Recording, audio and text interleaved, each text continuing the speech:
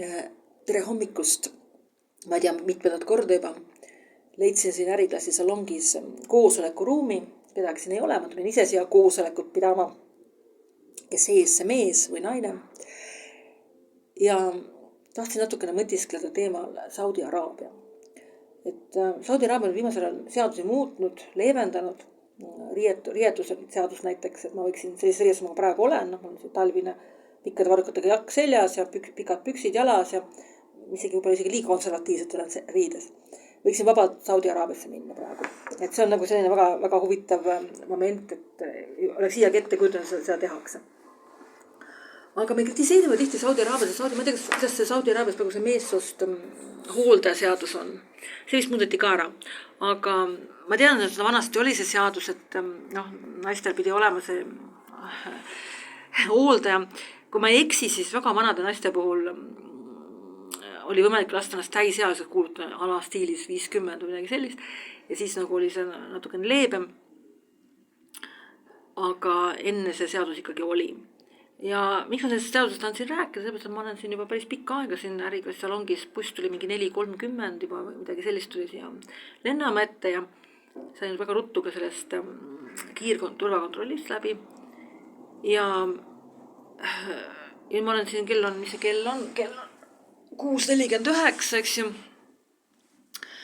Ma näen siin päris palju üksikuid meessoost reisijaid, aga absoluut kõik naised, keda ma olen siin näinud peale minu, on meessoosaatjaga.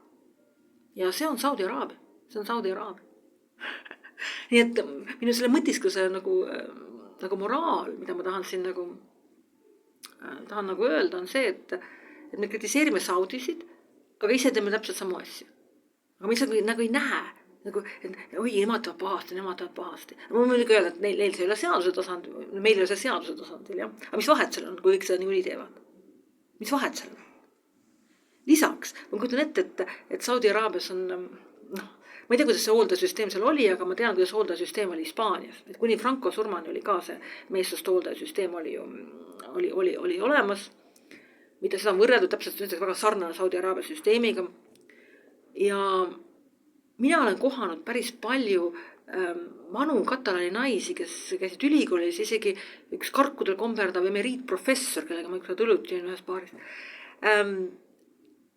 Ja nad kõik on, kuidas nad said siis ülikoolis käia ja ülikooli õppejõud isegi olla ja kui see meessoost hooldajasüsteem samal oli.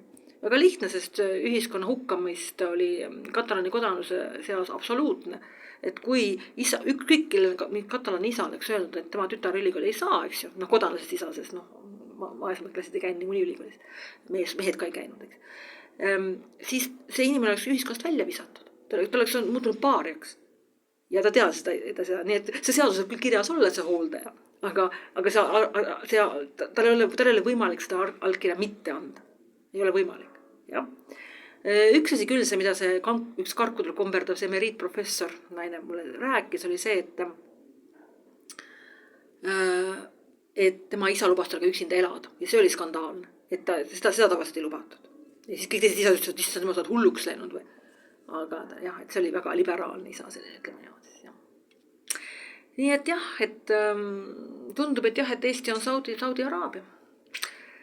Nii ärgem kritiseerigem seda, mida me teeme ise ka.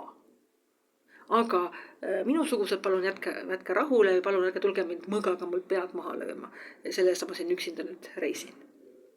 Ja mul ei ole meessoost hooldajat. Tänan tähelepanu eest.